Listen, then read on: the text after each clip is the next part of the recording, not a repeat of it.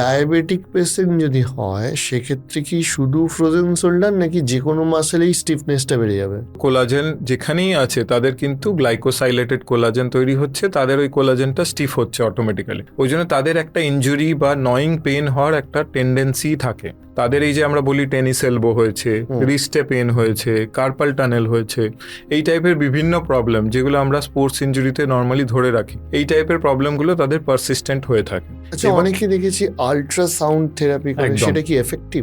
সেটা এফেক্টিভ। তো frozen shoulder যখন হয়ে গেল, তাদের জেনারেলি ট্রিটমেন্টটা হয় 3টে ফেজে।